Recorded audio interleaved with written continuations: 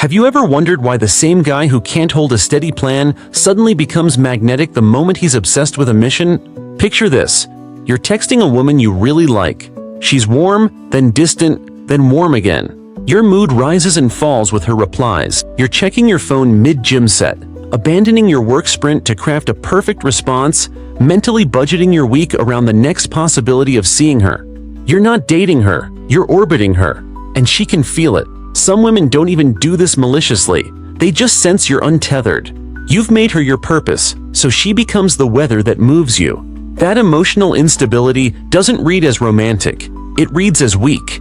But when you are driven by something bigger than her moods, your attention becomes scarce, your time becomes valuable, and your presence feels like a choice. That's when attraction lights up. The emotional trap works like this. She withdraws slightly, less responsive, slower, a touch colder, and you try harder. Your brain floods with threat signals, and you chase validation like air. She's not necessarily a villain. Many women use withdrawal unconsciously as a stress response. But if you're unmoored, you interpret it as a verdict on your worth, and you start performing. You offer gifts, longer texts, more availability. You change plans to fit her schedule. Read that again. You change your plans because you don't have plans that matter to you more than her. She is leading because your life is leaderless. Here's the hard truth. A purpose-driven man isn't attractive because he's aloof. He's attractive because his time is spoken for by something he's building. His yes means something because his no is real. He doesn't punish with silence, he prioritizes with structure. That difference is everything. It turns your attention from a begging dog into a well-trained hawk, calm, precise, and only landing when it's time. If you suspect emotional manipulation, stop guessing and start measuring. The first cue is reciprocity. Track effort for 1 week, who initiates, who suggests plans, who confirms. If you notice a one-way pattern, she drains your time while giving minimal effort, immediately reset. Stop explaining feelings, state boundaries and behavior. Try this. I enjoy seeing you. My week's busy building X. I'm free Thursday at 7. If that works, great. If not, let's revisit another time. That sentence does a lot. It signals warmth, purpose, and a firm frame. If she counters with more withdrawal, do nothing. The right response to withdrawal used as control is indifference powered by a full calendar. Let her feel that you are not waiting. Here's the psychological trap you must avoid. Trying to fix coldness by producing more warmth. When you sense distance, your first move is not a longer text. It's a return to your mission. Close the chat, open your task list, and complete one concrete step tied to your purpose before you respond. This trains your nervous system to anchor in self-direction instead of external validation. If you still want to reply, use the 24-hour rule for anything emotional and the 3-line rule for anything logistical. 1 message, 3 lines or less, with a clear invitation or a clean sign-off. No double texts, no paragraph explanations. Don't negotiate for enthusiasm. If you're over-investing emotionally, create an investment cap for the first 8 weeks. Match your effort. Don't lead by 90%. If she flakes once, offer one alternative. If she declines without proposing a new time, freeze outreach. Not a tantrum, just a standard. Interest that won't invest is not interest. The goal isn't to win her back, it's to protect your focus. Attraction grows in the space your purpose creates. Now the internal cost. Every time you abandon your mission to chase a mood, your self-respect erodes. You teach yourself that desire beats discipline. You teach her that you're negotiable. You teach the world that your work can be interrupted by a vibration on your lock screen. That's how men become hollow, full of attention, empty of achievement. Shift begins with structure. Choose 3 non-negotiables tied to your purpose and lock them into your calendar. The work block where you move the needle, the body work that keeps you strong, and the skill practice that compounds your value. Protect these like a court date. When she reaches out during these windows, you do not reply. Not out of game, out of governance. After, you respond with clarity and warmth. She will feel your focus, and if she's healthy, she will respect it. If she pouts, that's information. Power dynamics clarify when your schedule is real. Detachment is not coldness, it's capacity. You can adore a woman and still choose your mission first. Paradoxically, that makes your attention hotter. Here's a quick reset protocol anytime you feel hooked by her withdrawal. Step 1. Phone down, 30 slow breaths, eyes up. Step 2. Do a single, measurable action in your craft. Send the proposal, edit the page, push the code. Step 3. Review reciprocity. If the pattern shows she's playing games, you stop playing. Happy to reconnect when your energy matches your words. Then you go back to work. No bitterness, just forward motion. So ask yourself, when was the last time your day was driven by your purpose rather than her replies? Which signs of withdrawal hooked you into chasing? What boundary are you willing to state today that would reclaim your time and restore your frame? Imagine the moment you stop auditioning for her attention and start interviewing her for a place in your life. You're not cruel, you're clear. You stop asking, "Do you like me?" and start asking, "Do you fit the world I'm building?" That psychological flip is the bridge from boy energy to man energy. Here's where most men slip. They think purpose means ignoring women or acting robotic. Wrong. Purpose gives you a standard. It gives you a spine, and a spine lets you feel deeply without collapsing. The difference shows up in the first 10 minutes of a date.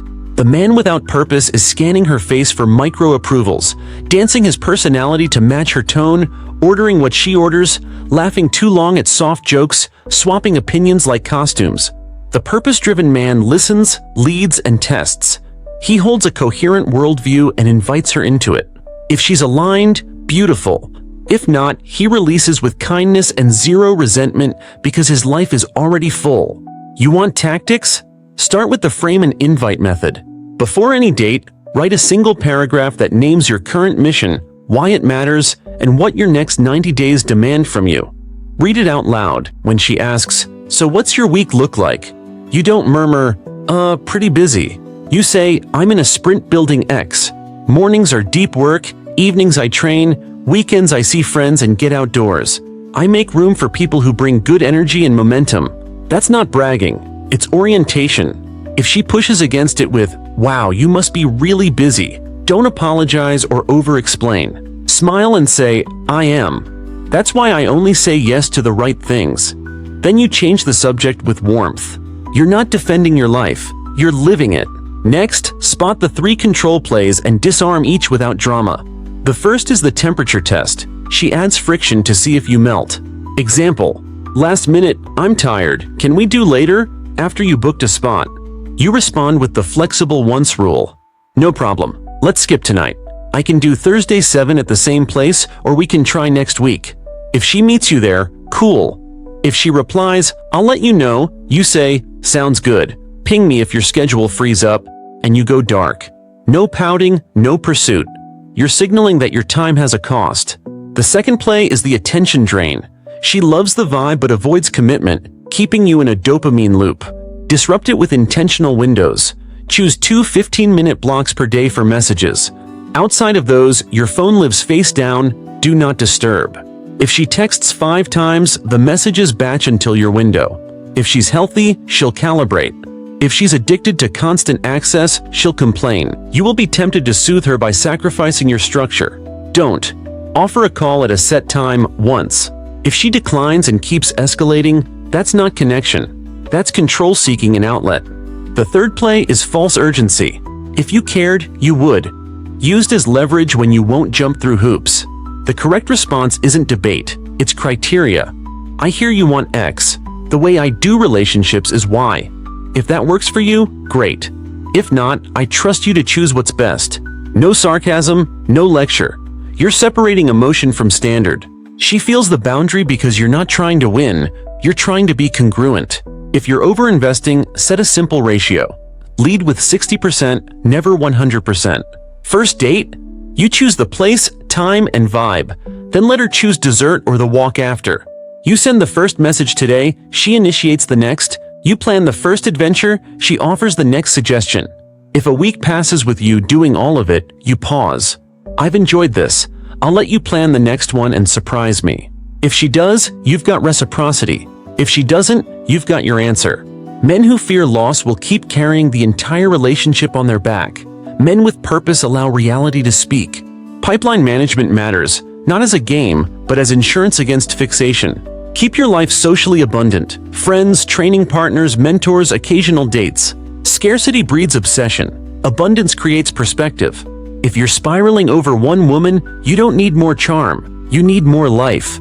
Fill your calendar with things that compound you. The Saturday long run, the Sunday reading block, the Wednesday mastermind session. When a woman notices your schedule is dense and disciplined, she will either harmonize or fall away.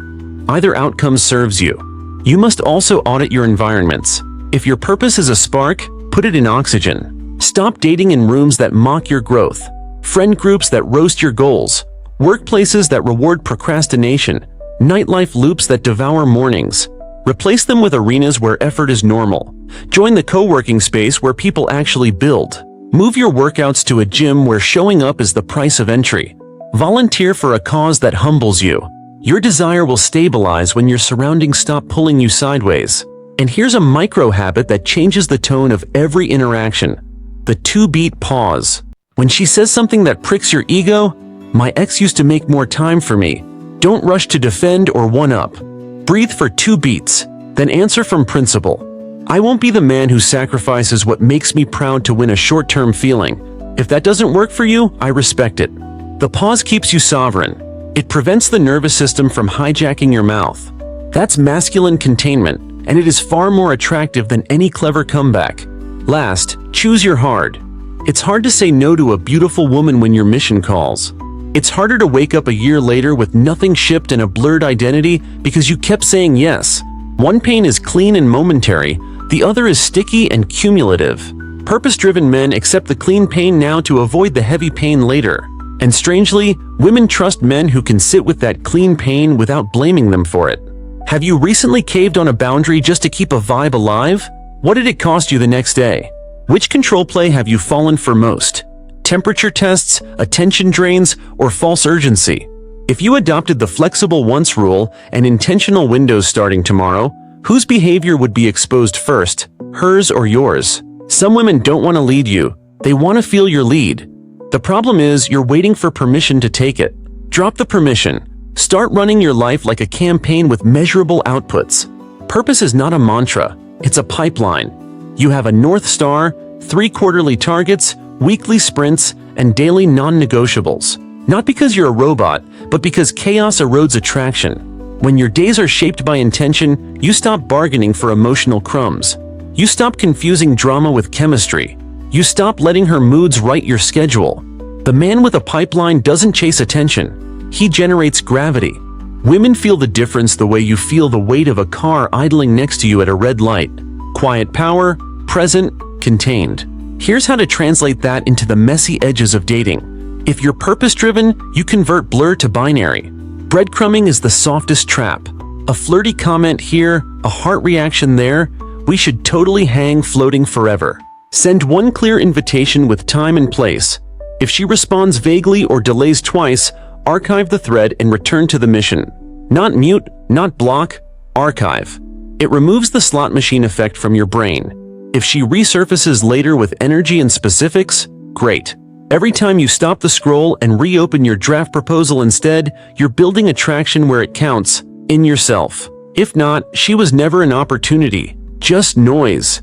Jealousy bait is another common play.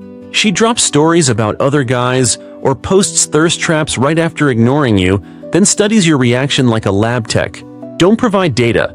2-beat pause, then opt out without flinching. I'm not competing for attention. If you want to see me, propose a plan. If she doubles down, you mirror indifference with action. Unfollow, mute stories, prioritize your deliverables. Not as punishment, protection. Your nervous system quiets when inputs simplify. Attraction thrives in calm, not chaos.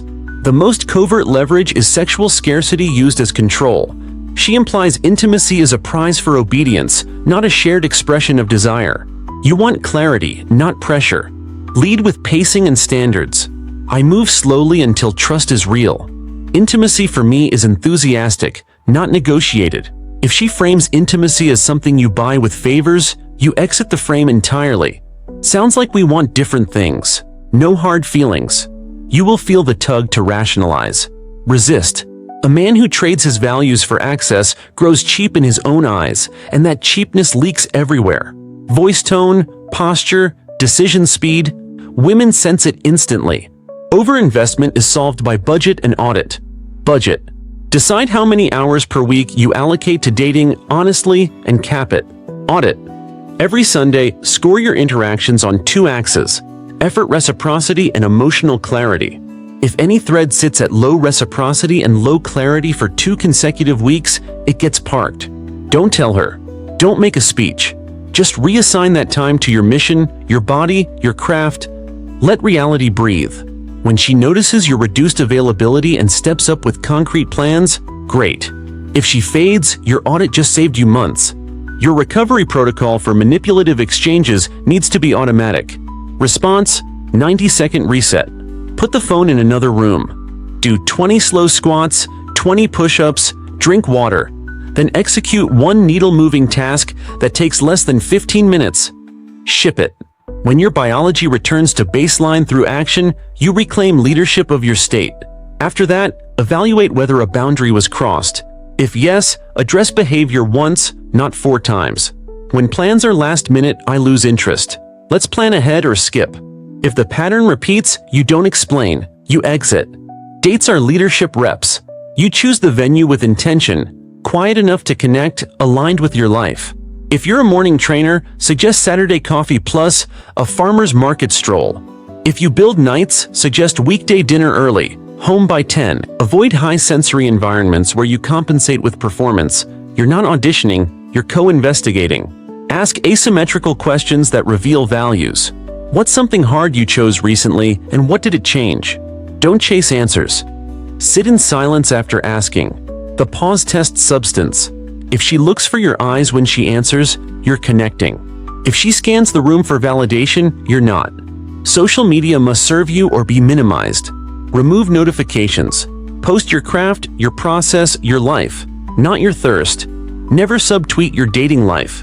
Mystery comes from momentum, not secrecy. People can feel when your feed is an artifact of a real engine. They can also feel when it's a costume for an empty room. If you need the feed to feel alive, you need a mission more than you need a match. Your morning and night routines are the guardrails of sovereignty.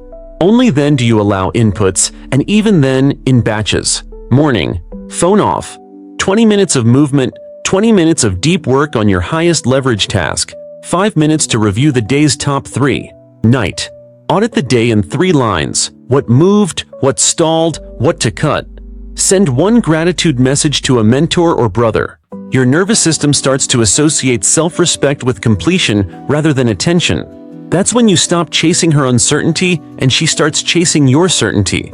What thread in your phone needs to be archived tonight so you can hear yourself think again? Which of your last 5 dates reflected a life you're proud to repeat, and which one was a performance that drained you?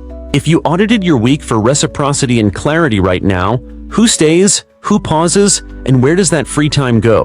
There's a reason she tests you when things start to feel real. The closer she gets to you, the more she needs to know if your center is fixed or if it trembles when she leans. A purpose-driven man doesn't pass by resisting women. He passes by refusing to betray his direction for approval.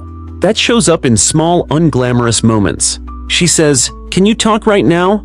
while you're mid-work block. You feel that old tug. If you say no, will she think you don't care? Here's the move. Acknowledge, anchor, offer. Want to give it my full attention. I'm heads down until 4. Call you at 4:15 or 7. Your pick. You didn't explain your entire schedule. You didn't apologize for being focused. You set a container and gave 2 options. If she respects it, your attraction grows. If she pouts, you've learned something early and cheaply. Calibrate your communication with a cadence that protects momentum without smothering it. Use the 2-1-1 rhythm for the first month. 2 meaningful exchanges initiated by you per week. Plans, playful check-ins, substance. 1 initiation expected from her. 1 call or date that advances connection. If she never initiates, you don't compensate by doubling yours. You hold the line and observe. Interest creates behavior. You're not waiting on a throne, you're measuring alignment. When logistics get flaky, switch to a 72-hour scheduling window. Offer times inside the next 3 days only. If nothing lands, press pause. Let's circle back when our weeks are lighter. Then you truly move on. The window prevents you from turning into her backup plan and keeps your life in motion. Escalation should follow investment, not anxiety. Early on, keep intimacy congruent with trust. If you feel pressure, yours or hers, name the pace without shame. I'm attracted to you. I go slow until we're grounded. I'd rather build something solid than sprint and stall. If that statement cost you a fast lane to nowhere, good. You just avoided being evaluated only for access. The man who can walk away from rushed intimacy shows he's not starving. Scarcity screams, sovereignty speaks. When the hot-cold pattern appears, switch from decoding to documenting.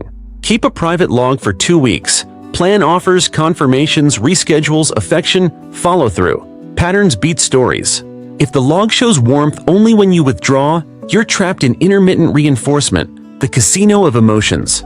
Close the casino, remove the jackpot. No more dramatic re-engagements after silence. When she returns after a vanishing act, you treat it like weather, not prophecy. Good to hear from you. If you want to reconnect, propose a plan. If she tries to skip straight to long late-night chats, you redirect to daytime coffee. If she wants the high without the investment, the pattern will die on its own when you stop subsidizing it. Your language is a tool, not a weapon. Use I statements to mark standards and if-then to set consequences without threat. I value plans that stick. If we need to move things last minute, I usually check in the next week. Simple, clean, repeatable. You are not punishing. You are predictable. Predictability in your standards is the sexiest kind of certainty because it proves your emotions don't rewrite your rules. Women feel safest and most attracted around men whose integrity survives mood swings. Screen earlier and harder. On the first 2 dates, test for contribution. After she shares a win, ask, what did that cost you? After you share yours, ask, where are you putting your next 10 hours? If her answers float in fantasy with zero plan, that's fine if you're casual. If you're building, it's misaligned. You're not trying to fix anyone. You're curating your ecosystem. Purpose doesn't make you superior. It makes you selective.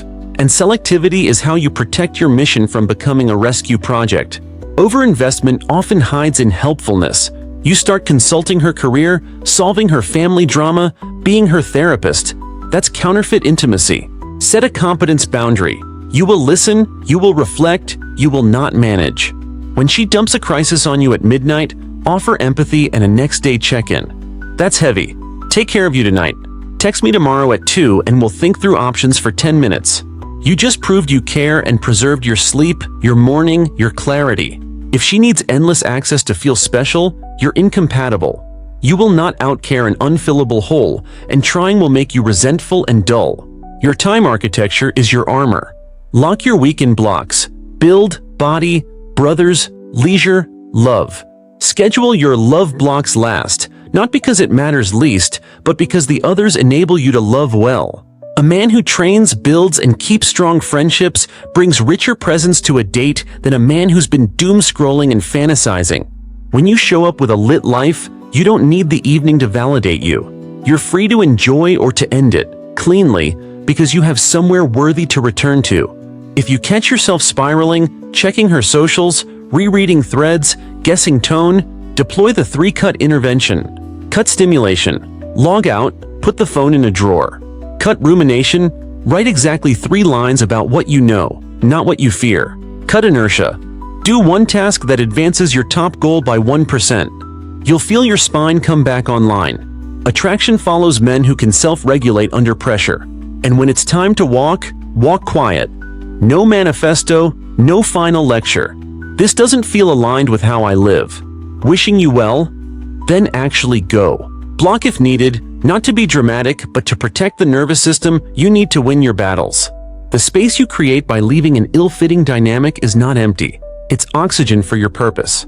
The right woman will feel that oxygen when she meets you. She won't have to pry you out of your phone. She won't have to perform to captivate you. She'll be invited into motion and decide for herself if she can keep pace. Which part of your week needs a 72-hour window so you stop bending around uncertainty? Where have you been helpful as a way to seem valuable? What boundary will you set tonight? When you imagine walking away cleanly, what sentence would you use, and what door in your life would open the next morning? Imagine waking tomorrow with a clean slate and a hard reset on your identity. The tug of war over attention is over. Your phone is quiet because you designed it to be. Your calendar has edges because you drew them. Your chest feels heavy but stable, like you're wearing armor that finally fits. You aren't numbing, you're noticing. That ache you feel isn't loss, it's withdrawal from the cheap hits you mistook for intimacy. You sip your coffee, Open your laptop and start the day with a single decisive act toward your mission before the world even knows you're awake. That move matters. It's the quiet declaration that you will no longer outsource your direction to anyone's moods. You will love, but you will not kneel to chaos. You will pursue, but you will not sprint for breadcrumbs. You will give, but only what you can replenish without resentment. Now you start choosing like a man. You aren't hunting for proof that you're worthy. You're filtering for alignment. A woman can be stunning, funny, magnetic, and still be wrong for the future you're building. You don't turn that into a crusade. You turn it into a decision. Your litmus is simple. Does she add oxygen or steal it? Do you leave interactions clearer and more ambitious, or hazy and hesitant? Does she respect your work blocks, your training, your brothers, your sleep? You stop arguing with data. If it's not a yes, it's a no, for now or for good. You're not slamming doors, you're protecting thresholds. When you find a woman who resonates with your pace, you lead with structure that amplifies, not suffocates. You set a weekly rhythm, one adventure that stretches you both, one quiet ritual that grounds you both, one check-in that keeps truth current. You handle conflict with calm protocol, no midnight wars. If tension spikes, you call a timeout and schedule the conversation when your nervous systems are rested. You speak from standard. Here's what matters to me, here's what I'll do, here's what I won't. You listen for substance, not volume. You choose repair over drama, and if repair isn't mutual, you choose reality over fantasy. You never again mortgage your mission to buy someone else's comfort. You'll still get tested. You'll still feel old reflexes, the urge to over-explain, to rescue, to chase the high of sudden warmth. But now you have drills. When withdrawal shows up, you don't beg. You breathe, you build. You offer a plan once, and you move. When jealousy bait lands, you don't perform. You opt out and redirect to tangible plans or silence. When false urgency tries to conscript you, you return to criteria and consequences, not arguments. When your own anxiety rises, you deploy the three-cut intervention and let your body lead your brain back to baseline. You are not immune to the game. You are unbuyable by it. Guard your solitude like a temple. It's where you hear the next right move. A man who can sit alone without reaching for a screen becomes rare, and rare is attractive. Your evenings don't always need company. They need completion. You stop seeking something to do and start doing the something you promised yourself. Skill compounds, craft compounds, reputation compounds, self-respect compounds, and in that compounding, your presence changes. You speak slower, you choose fewer words, you look people in the eye and your gaze doesn't ask for anything. Women feel the steadiness and either synchronize or step aside. You don't force either outcome. You let the current of your purpose sort the river. Do not confuse indifference with cruelty. You can be warm and still be immovable. You can care deeply and still walk. You can love a woman and still decline to abandon the work that makes you trustworthy. That paradox makes you magnetic, the softness of your heart inside the steel of your boundaries. You won't always get applause. Some will call you cold because you won't be controlled. Others will call you arrogant because you won't audition. Let them. You're not campaigning. You're creating. The real win isn't getting any particular woman. It's never losing yourself again. Attraction, when it comes, is a byproduct. It grows in the wake of a life that moves. You become the man who returns texts when he is free because he is doing something worth being busy for. You become the man who sets dates he can keep because he keeps promises to himself. You become the man who can offer devotion without disappearing. And if a woman tries to turn your devotion into a leash, you simply unclip it and carry on. No crescendo, no collapse, just a steady stride back to the path you chose. You will be tempted to chase the old spikes, late-night validation, chaotic loops, high-intensity connections that collapse by sunrise. Recognize the cost early. Choose the clean pain of discipline over the dirty pain of regret. Keep your word to yourself when no one is watching. Build the thing that scares you, because it could actually work. Schedule the conversation that would clear the air. Make the ask that advances your craft. Then go lift, go read, go write, go ship. Love will meet you there, not as a rescue from your emptiness, but as a companion to your fullness. And when the day comes that she tries to test your center with a storm, you'll smile, not in contempt, but in certainty. You'll hold your course, let the weather pass, and see what remains when the sky is honest again. That's when you'll know you've shifted from chasing attraction to embodying it. You didn't get colder.